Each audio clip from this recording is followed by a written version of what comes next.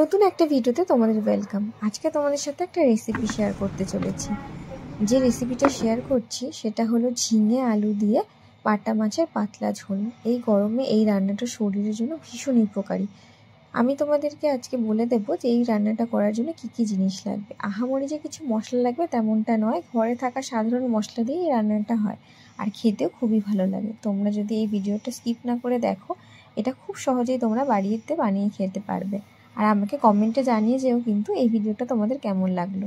এবার চলো দেখে নিই রান্নাটা করার জন্য কী কী লাগছে। প্রথমেই লাগছে সর্ষের তেল, তারপরে লাগছে নুন, তারপরে লাগছে লঙ্কার গুঁড়ো, তারপরে লাগছে ধনে আর জিরের গুঁড়ো, যেটা আমি একসাথে মিশিয়ে রেখেছি। তোমরা যদি কেউ চাও আলাদা আলাদাও প্রয়োজন মতো ব্যবহার করতে পারো। তারপরে লাগছে হলুদ, আর ফোড়নের জন্য লাগছে জিরে।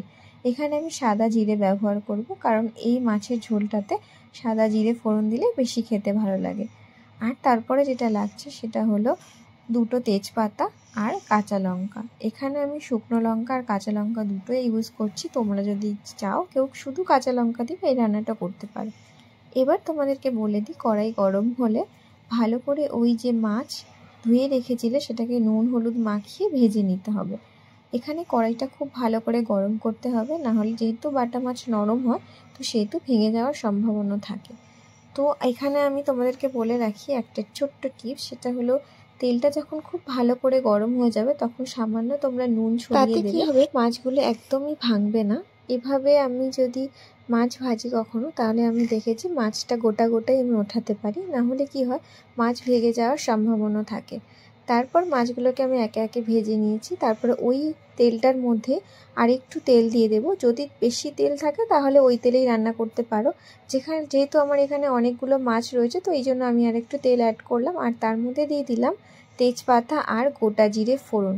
তারপরে এক এক করে আলুগুলো দিয়ে দেবো। আলুগুলো দিয়ে একটু ভেজে নেব। তারপরে আমি ঝিঙাটা দেবো, কারণ যেহেতু ঝিঙাটা আলুর তুলনায় অনেকটাই নরম হয়, সেই জন্য যদি একসাথে দিই তাহলে কিন্তু ঝিঙেটা আলুর থেকে অনেক বেশি তাড়াতাড়ি বয়েল হয়ে যাবে এবং যখন রান্না হবে তখন একদমই বেশি গলে যাবে। তো সেই জন্য আলুটা ভেজে নেব, এবং একদমই আলুটা ভাজা হয়ে গেলে তখন ঝিঙেটা দিয়ে একটু নাড়াচাড়া করে নেব। এরপরে আমি মশলাগুলোকে অ্যাড করে দেবো, এবং মশলাগুলো যেগুলো আমি তোমাদেরকে বলেছি সেগুলো তো দেবই। আর তার সাথে একটা জিনিস আমি স্কিপ করে গেছি, সেটা হলো আদা বাটা দিতে হবে, যে সেটা আমি বলতে ভুলে গেছি। এখানে আমি সামান্য আদা বাটা দিয়েছি। এখানে তোমরা যদি চাও এটা স্কিপ করতে পারো, এরকম নয় যে ম্যান্ডেটারি। তো তাতে টেস্টের খুব একটা বেশি ডিফারেন্স হবে না। আমার মনে হয় যে আদা বাটাটা দিতে ভালো লাগবে, তো সেই জন্য আমি এখানে দিয়েছি। তারপর একে একে নুন হলুদ দিয়ে দেবো। তারপরে এখানে মশলার মধ্যে বেসিক্যালি যেটা দিতে হবে সেটা হলো ওই ধনে আর জিরের গুঁড়ো। আর কোনো মশলা এখানে অ্যাড করার নেই। আর নুন হলুদ লঙ্কার গুঁড়ো, যেটা আমরা সব রান্নায় দিয়ে থাকি, সেটাই দিয়ে দেবো। এই সমস্ত মশলাগুলো অ্যাড হয়ে গেলে আমি সামান্য জল দিয়ে এটাকে একটু কষে নেব। কষা হয়ে গেলে ব্যাস জল দিয়ে দিতে হবে। এবার যে যতটা ঝোল খেতে পছন্দ করবে, আর বেসিক্যালি এই রান্নাটা একটু ঝোল ঝোলই পছন্দ করি আমি, তো তোমরাও সেরকমই ঝোল ঝোল করতে পারো। এছাড়া একটুখানি তোমরা যদি চাও যে একটুখানি মানে কম ঝোল হবে, তো সেই অনুযায়ী তোমরা পরিমাণ মতো জলটা দিয়ে দেবে। ব্যাস ঢাকা দিয়ে দাও। তারপরে যখন জলটা একটু ফুটে আসবে তখন মাছগুলোকে দিয়ে দিতে হবে। জাস্ট এইভাবেই রান্নাটা আমি করেছি, তোমাদের সাথে শেয়ার করার ছিল। কারণ এই গরমে খুব একটা যে মশলাদার খাবারগুলো হয় সেগুলো আমি অন্তত খেতে পছন্দ করি না, আর সেটা শরীরের জন্য ভালো নয়। তো আমি এই গরমকালের জন্য বেসিক্যালি এই রান্নাটা তোমাদের সাথে শেয়ার করলাম।